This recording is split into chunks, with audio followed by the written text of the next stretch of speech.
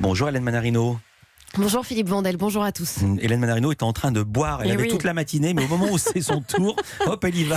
Et en plus, l'hydratation. On m'a dit voilà, reprenez des crackers. On commence ce journal, c'est le journal de la culture, par la création d'un nouveau prix pour les jeunes dessinateurs, Hélène. Lancé par Charlie Hebdo, le prix de la satire pour les dessinateurs amateurs de 18 à 25 ans.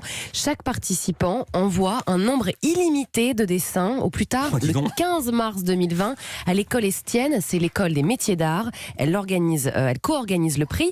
Alors le lauréat sera désigné le 23 mars par les dessinateurs du journal et verra son dessin publié dans Charlie Hebdo. Le thème de cette première édition, vivre sans portable. Ça c'est pour vous. Merci. Sur l'appel, je vous retourne le compliment, Philippe Vandel. Sur l'appel à candidature, on peut lire: l'outrance et l'excès inspirent rarement de bonnes idées et de beaux dessins. Les dessins les plus surprenants sont toujours les plus intelligents. Alexandre Omar a demandé à Juin, jeune dessinateur entré à Charlie Hebdo en 2015 après les attentats, ce qu'il attendait comme dessin. En fait, oui, l'esprit Charlie, voilà, c'est d'abord des dessins qui font réfléchir, qui amènent à s'interroger. Et c'est ce qu'on attend dans les dessins qu'on va recevoir. Quelqu'un qui nous surprenne, qui donne pas le même avis que tout le monde dans son dessin, et qui nous surprenne par son trait, par son propos, qui soit différent des autres. Alors, dessinateurs de 18 à 25 ans, envoyez vos dessins, vous avez jusqu'au 15 mars. Dessinateurs et dessinatrices, j'imagine. Un musée américain qui s'engage à mettre en avant uniquement les artistes féminines. Tiens, quelle transition. Des œuvres de femmes uniquement en 2020. C'est le pari du Baltimore Museum of Art dans le Maryland. Alors, décision symbolique puisque les États-Unis célèbrent les 100 ans du droit de vote des femmes cette année. Alors, pour le moment, comme l'indique le directeur du musée, sur 95 000 objets, seulement 4% sont l'œuvre des femmes. Alors le musée va consacrer cette année près de 2,5 millions de dollars à acquérir des œuvres d'artistes féminines. Il va réorganiser plusieurs de ses galeries pour mieux mettre en valeur les femmes et organiser une vingtaine d'expositions de femmes artistes. Les œuvres des hommes, quand même, seront sous forme de dons. Alors, selon une étude publiée en 2019, sur 18 musées américains, 87% des artistes sont des hommes. Tout à fait autre chose, une exposition sur des affaires judiciaires à Saint-Nazaire.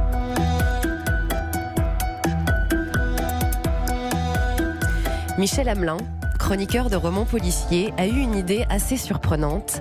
Il a conçu 80 boîtes. Chaque boîte porte le nom d'une affaire. Elles sont en chaîne, d'un format identique. Et à l'intérieur, il a placé les indices correspondant à l'enquête. 28 boîtes sur les 80 sont exposées à Saint-Nazaire. Dans la boîte numéro 82, par exemple, consacrée à l'enlèvement d'un enfant de 4 ans, vous pouvez observer les photos originales, des coupures de presse et un pendule pour le timing de l'enlèvement. Alors il y a des affaires comme celle-ci qui sont réelles et il y en a d'autres fictives. Et pour alimenter ses œuvres, l'artiste écume les vides-greniers à l'affût d'objets assez étranges. Il met l'accent sur l'aspect narratif de ces mini-installations.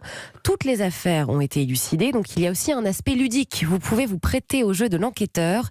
Les œuvres de Michel Hamelin sont à découvrir jusqu'au 29 février à la médiathèque de Saint-Nazaire. Et on a reconnu la magnifique musique du générique de On te raconte. Exactement. C'est tous les jours à 14h. Ce n'est pas la voix de Christophe Ondelat, en revanche. Presque. On passe à la musique. Rien ne va plus entre les Beach Boys.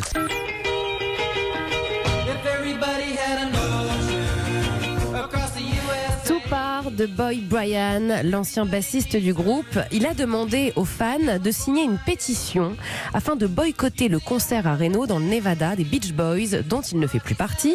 Le concert avait lieu mercredi soir. La raison, c'était un concert donné dans le cadre d'une convention pro-chasse.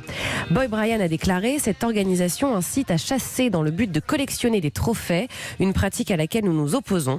Il n'y a rien que nous puissions faire personnellement pour annuler cette performance. Alors s'il vous plaît, soutenez-nous en signant cette pétition. Il y a eu aussi une lettre adressée aux managers. Les Beach Boys, dirigés maintenant par Mike Love, ont maintenu le concert en mettant en avant la liberté de pensée et d'expression. La pétition avait récolté 120 000 signatures. Et puis c'est bientôt le lancement de la tournée presque d'adieu de Catherine Lara.